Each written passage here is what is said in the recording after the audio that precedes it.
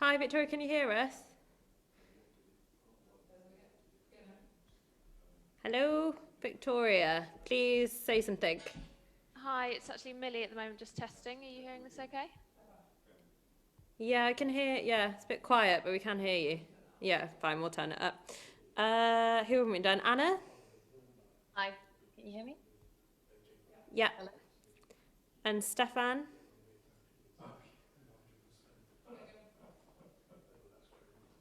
Hey, Stefan? can you hear me? Yes, we can. Lovely. Thank you. Is there anyone that we couldn't hear just then? When is he? Is he back?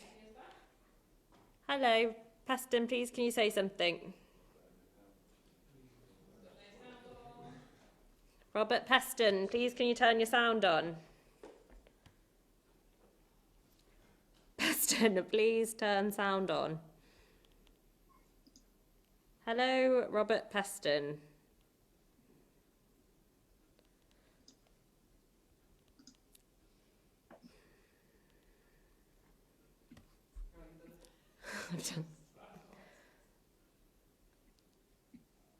Can't hear you at the moment.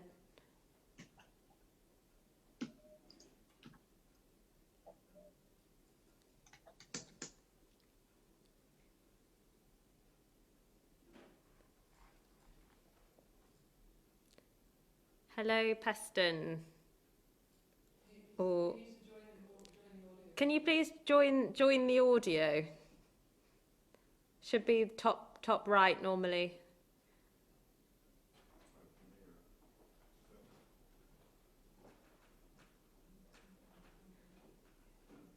Have you found it yet? Oh yes.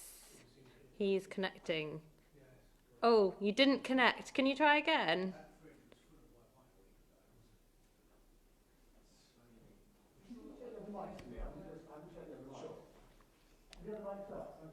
Hey. One, two, Oh, three, four. Here I we are at Downing can't hear Street. you yet. Would you mind saying it again? Yeah, so can you hear me now? Oh, hi. Yes, we can. That's great. Thank Great. you. One, two, three, four. Thanks. Thank you. Right. Was that everyone?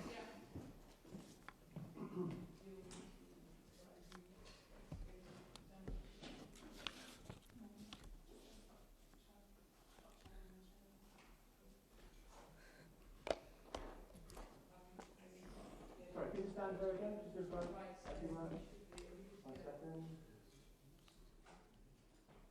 Thank you very much. That's perfect. Yeah.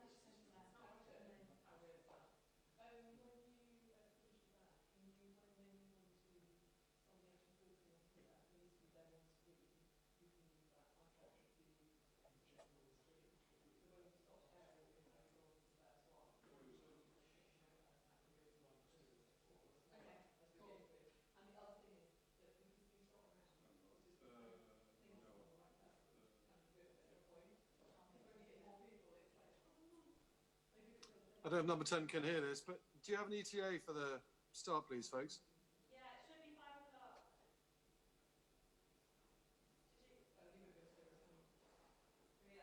Hi, can you hear me? It should be 5 o'clock. Starting at 5? Yeah, should be. Okay, great. Thank you. Are you alright there? Fixed it before. Sorry, say that again, Beth.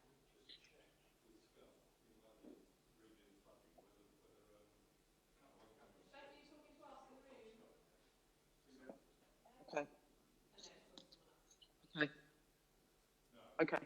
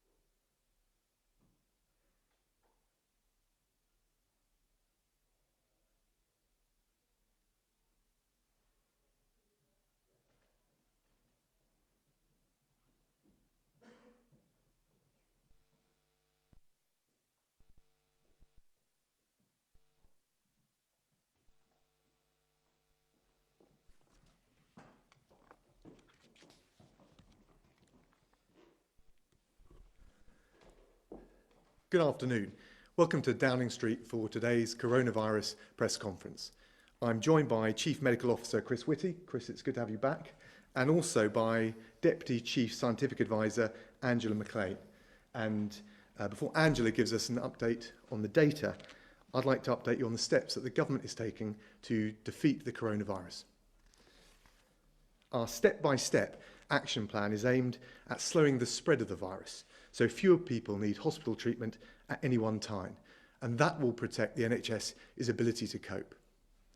At each point, we've been following scientific and medical advice, and we've been very deliberate in our actions, taking the right measures at the right moment. We're taking unprecedented action to increase the NHS's capacity by dramatically expanding the numbers of beds, key staff and equipment on the front line to give people the care they need when they need it most. That's also why we're instructing people to stay at home so that we protect our NHS and save lives. I can report that through the government's ongoing monitoring and testing programme, as of today, 208,837 people have now been tested for the virus. 51,608 have tested positive. The number of people admitted to hospital with coronavirus symptoms now stands at 17,911. And of those who have contracted the virus, 5,373 sadly have died. Our thoughts, our deepest condolences are with their loved ones at this very difficult time. These figures are a powerful reminder of why we need everyone to follow the government's guidance. We must stay home to protect our NHS and to save lives. As you'll know, last night the Prime Minister was admitted to hospital for tests following advice from his doctor. This was a precautionary step because he continues to have persistent coronavirus symptoms 10 days after first having tested positive for the virus. I can tell you the PM had a comfortable night in hospital and he's in good spirits. He's still in hospital under observation. He's being given regular updates on developments and he continues to lead the government. I can reassure the British people that the government remains united in a single overriding priority, which is to defeat the coronavirus and see this nation through the challenge ahead. In the last week, under the Prime Minister's leadership, the Chancellor of the Duchy of Lancaster, Michael Gove, has explained what we're doing to boost manufacturing capability here at home, to meet the rising demand for ventilators and other equipment in the NHS. Business Secretary Alex Sharma has been setting out what the government is doing to support small businesses. And yesterday, Health Secretary Matt Hancock gave an update on what we're doing to bolster capacity in the NHS, including increasing the number of critical care beds. The FCO is supporting all of these operational priorities. So we're deploying the diplomatic network right around the world to source and buy ventilators and protective equipment so that we can reinforce the NHS frontline here at home. At the same time, we're working with other governments and the airlines to bring home as many stranded British nationals as we possibly can, prioritising our most vulnerable citizens. On commercial flights, we've helped over 200,000 UK nationals come home from Spain, 13,000 from Egypt, 8,000 from Indonesia. We've also chartered flights from 7 different countries, bringing home more than 2,000 British nationals. We've repatriated a further 1,550 from cruise ships, including most recently the Coral Princess and the Zaandam. And for those travellers who are still stuck abroad, we're doing everything we can to keep international airports open, to keep commercial flights running, and to charter flights when there are no other options under the new arrangements that I announced last week and which have now been agreed with 14 airlines. We've allocated £75 million to support those arrangements. We've already had flights back from countries including Peru, Ghana and Tunisia. And we're fixing further flights from India, South Africa, Nepal and the Philippines, which will fly later on this week. So I want to reassure people that every arm of government is doing everything it possibly can to defeat the coronavirus and rise to the challenges that it presents us at home and abroad. Last night, Her Majesty the Queen reflected on the national spirit of unity and resolve that we're seeing in our country, as well as the collective effort we need to tackle the disease. From our heroic doctors, nurses and care workers, through to those manning the tills at supermarkets and pharmacies, those driving the lorries and the buses, they are all worthy of our applause, they're all worthy of our admiration. And on that note, both the Prime Minister and I would like to thank all the NHS staff for their truly heroic work. And we urge the public to continue to follow the government's advice to stay at home, protect the NHS and save lives. And on that note, I'm going to pass over to Angela for an update on the latest data. Thank you. If I could start with a first slide. This is about the work that we have all been doing in order to stay at home. So what you see there is how much change there's been in how we use transport. And the orange line, I think, is the one that shows us across the whole country how national rail usage has fallen right down to below 20% of what it was during February. And you can see with other ways of moving around, they are also much, much lower than you would normally expect at this time of year. You can see that on the 23rd of March, so 2 weeks ago today, they really, really fell very dramatically. The efforts all of us are making to stay at home and save lives are working. There are, if I could have the next slide, the growth in the number of cases in our hospitals is not as bad as it would have been if we had not made these efforts. So it is working, but the big question is the virus spread slowing down enough to make hospital admissions stabilise and then even fall? If I could have the next slide, please. So these are people being admitted to hospital with COVID-19 across different regions of Great Britain. And what you can see is that having risen very steadily up until around about the 1st of April, they're now starting to show a more complicated behaviour and starting, we hope, to slow down. But it really is too soon to see the effects of the big changes we all made to our lives from the 23rd of March onwards. Because remember, that's only 2 weeks ago, and it takes several weeks after you become infected for you to realise that you're ill enough that you really need to be in hospital. So we're all watching these numbers very, very carefully, and we're very much hoping that what's going to happen next is they will at least stop rising. Next slide, please. The final set of numbers to look at today is the global comparisons of these very sad deaths from COVID. And this is the most lagged data. So these are data that show the date of reporting of deaths, and that can take a very long time after someone's died and can be rather variable how long that takes in different countries. And we will expect, even if the number of people being admitted to hospitals and ITU units does start to stabilise, sadly we do expect this number to keep on rising, because of course it takes time after people have been admitted to hospital for them either to get better or very sadly to die. And then of course it further takes time for those deaths to be reported. So I'll stop there and hand back to Dominic. Angela, thank you very much. So very happy to take questions. Laura Kunsberg from the BBC. Thank you very much, Foreign Secretary. Firstly, on the Prime Minister, if the Prime Minister is ill enough to need to be in hospital, how can he be well enough to run the country at a time of national emergency? Wouldn't it be better if he stepped back even briefly in order to recover properly?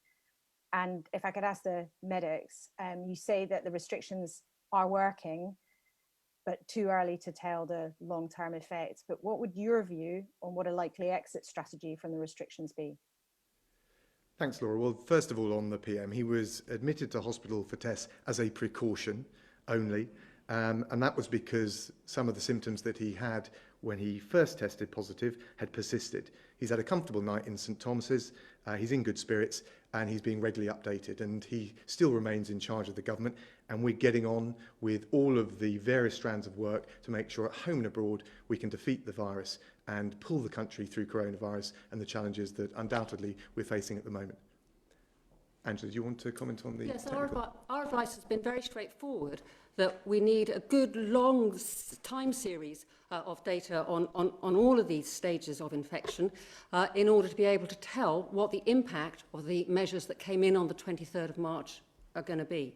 It's too early to tell yet. We need people to carry on following those instructions so that we can work out 3 weeks later what actually happens in hospitals. Or is that give you the answers you need? Do you want to come back? I just wonder, there is increasing discussion about what the exit strategy from these restrictions should be. I would be interested to hear Angela or Professor Whitty's view on what they might anticipate, given all the uncertainties around. Again, our suggestion has been completely clear. We need to know how well the current restrictions are working before we can say anything sensible about what the next stage might be. The number one priority, Laura, right now is to stop the spread and to make sure that we can get past the peak. And I think that's the overriding focus of the government right now. And the other decisions can be considered in light of the evidence that we're taking from Angela and Chris in due course. Beth Rigby from Sky. Thank you. Foreign Secretary, one of your team, Africa Minister James Duddridge, today urged the Prime Minister to rest up and let others do the heavy lifting until he gets better. Do you not agree that the Prime Minister at this moment needs to rest, not work? And a question to Professor Whitty. First up, welcome back. It's nice to see you back. We're entering the third week of lockdown. The government said it would review the lockdown at the end of this week. Given we're now approaching the peak of the epidemic, will you be advising ministers to keep these measures in place? And can you give the British people a sense of whether this will continue for weeks or months? Thank you. Well, on your question about the PM, look, he's in charge, but you're right, he'll continue to take doctors' advice on what to do next. And we have a team which, in the way I described, is full throttle, making sure that his directions and his instructions are being implemented and followed through, whether it's the purchase of ventilators through to the diplomatic effort to return UK nationals who are stranded abroad. But as ever, the Prime Minister will take the medical advice that he gets from his doctor. Chris. And just to add, and I'm basically going to say exactly the same thing that Angela said earlier, which is the key thing is to get to the point where we are confident we have reached the peak and this is now beyond the peak. And at that point, I think it is possible to have a serious discussion about all the things we need to do step by step to move to the next phase of managing this. But I think to start having that discussion until we're confident that that's where we've got to would, I think, be a mistake. Robert Peston, ITV. Oh, sorry, Beth, did you want to come back? Yeah, just to follow up, Professor Whitty, though, just to be clear, given that we are approaching the peak and it's the end of the week, whereby the government will review whether to relax restrictions, it seems to me you are saying that the lockdown measures will continue beyond this end of this week. Well, I think to be clear, we do not think we know for certain that the peak will be at the end of this week. This was the point that Angela was making earlier. And I think until we're confident we're there, that would be too early to start calling the point where we can move to the next phase of this epidemic. The government's number one priority, its overriding priority, is to get past the peak. And we do that by stopping the spread, which is why those decisions and those considerations, Beth, you rightly referred to, will have to wait until we're beyond that point. Robert Preston, ITV. Good afternoon. Couple of questions, probably for the two scientific experts. First, for Professor Whitty, I think none of us can really know quite how much burden it is, even when one's in the peak of health, to be Prime Minister. The normal advice when somebody's been as ill as the current Prime Minister is to rest in order to get better. I mean, he's not superhuman. Some would argue that he is taking too much of a risk in the extent to the extent to which he's still working. So as a doctor, Professor Whitty, I just wondered if you could comment a bit on that. Secondly, I completely understand why you are saying we cannot outline a plan for lifting the restrictions until we know whether the current measures are working. But equally, the damage from a prolonged economic lockdown will be tremendous in the sense that, you know, as an economy, we simply won't be able to generate the revenues that pay taxes, that fund public services, and the rest. So I do think the British people would want to feel that the government is working on a workable strategy. And in particular, is it possible to exit the lockdown unless and until we have a program of mass testing for the virus, and unless and until we have technological solutions for tracing people who may have come into contact with those who have the virus? Well, I'll let Chris comment on the technical aspects, but first of all, just to be clear, the Prime Minister, both in terms of going into St Thomas's yesterday, was taking the advice of doctors, so he's followed the doctor's advice there, and in terms of his recovery in the days ahead, will continue to do so. And just again on the exit strategy, let's be clear about this. I mean, I'll let Chris talk to the technical points, but the risk right now is if we take our focus off the strategy, which is beginning to work, is that we won't get through the peak as fast as we need to, which is why it's perfectly legitimate to ask the question. But the government's overriding priority has got to be to keep up the work and the commitment that so many people have made to make sure that we maintain the social distancing, we stop the spread, we protect the NHS as we come through the peak. Chris. So my advice to the Prime Minister was to take the medical advice of the excellent NHS doctors who are advising him. And I'm sure he'll continue to do that. The only bit of advice I gave in addition to that was, as was widely reported, I did advise him to get tested in the first place because I thought that was prudent. But after that, I didn't wish to muddle my role with him. I'm not his medical practitioner. I'm his advisor on wider issues. In terms of the point you make about, there must be planning for next phase. Of course there is, and it's quite complicated. There are a very large number of technical elements which need to be brought together. Testing is one of them, but it also involves, for example, considering the likelihood of a variety of different other technologies, including vaccines, including drugs, and when they're likely to be available. I think the one thing I would say at this point is we've got to remember, just from the health point of view, and clearly there are wider social and economic issues as well, that there are at least 4 different kinds of mortality and ill health we need to take into account over the period of this epidemic. There's the direct effects of people dying from coronavirus. There's the indirect effects of the NHS if it were to become overwhelmed and therefore unable to provide emergency care for either coronavirus or other areas.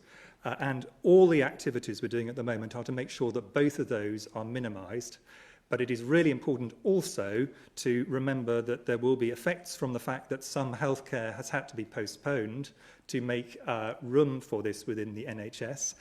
And of course, anything that has an impact on the socioeconomic status, particularly of people who are more deprived, will have a long-term health impact as well. And we have to, in our exit strategy, balance all of these different elements, which to some extent can be in tension. So I think it's just important to understand this is going to be quite a complicated set of trying to work out how different things fit together as we move to the next phase of this epidemic. Does that address your questions, Rob?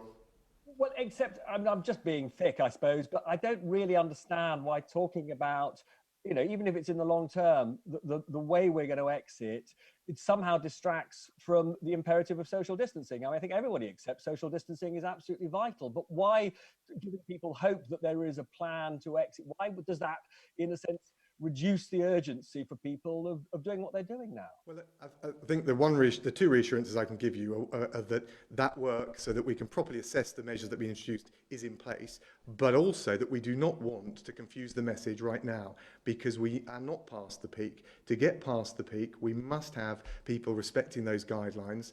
Otherwise, we undo all the good work that so many people have achieved and contributed to through their forbearance, particularly as the weather gets a bit warmer. And we can only make calculations about what we might do next if we have some reasonable data on how large the impact of what we've done is so far, and we can really only start to collect that from now, because we're now about 2 weeks after people would have got infected on the 23rd of March or later. Thanks, Angela. Victoria McDonald, Channel 4. Thank you very much. I was wondering, how does the number of patients in ITU beds in London right now compare with what you'd been planning at this stage? And is there any suggestion that maybe you won't need as many beds as at the Excel Centre at the Nightingale as you had expected? Well, I don't know whether Angela or Chris, do you want to tell that? I mean, there's a very long answer and a very short answer. The very short answer is our principal aim in both the fantastic response from the general public in terms of social distancing and all the things people have done and not done on that, and also of the NHS staff who've built things up, is to ensure that the gap between the number of beds available for intensive care and those that are needed is always in a situation we have some room to spare. And if we end up in a situation where we have more ICU beds at all times during this epidemic than we absolutely need to deal both with COVID and other areas, that will be a success. That is something which is critical for our overall aim. So that, in a sense, is what we would like to see, is some headroom between what we need and what we got available at any given time, both for COVID and for other conditions. And of course, that's got to take into account the regional distribution of the need, which is why, as well as NHS Nightingale in London, we've got the other plans to build in Birmingham, Manchester, Bristol and Harrogate. Did you want to come back?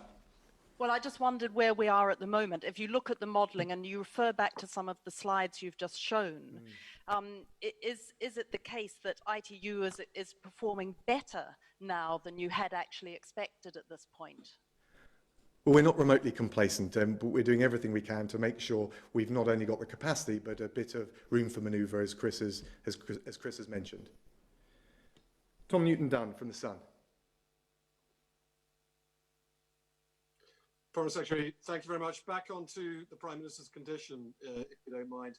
2 factual questions for you, Foreign Secretary. Have you spoken to Boris Johnson today, either by text or telephone? And have you taken over any of his security responsibilities, or is he also running that from his hospital bed? And to the CMO, if I may, can you explain why you recommended he go into hospital for testing? And can you possibly have a go at answering the question the Foreign Secretary didn't answer, explaining the contradiction, why the Prime Minister is sick enough to take up a valuable hospital bed, but well enough to still be running the country?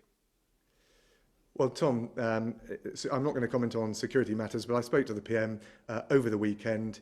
I chaired the morning meeting that he would normally chair. He's been kept abreast of all the relevant developments.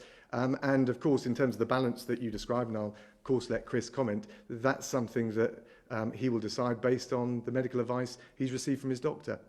Chris, do you want to add? Yeah, I mean, to be clear, it was not me who recommended that he went into hospital. That's entirely between him and his excellent NHS team. The only thing I recommended was that he got tested in the first place.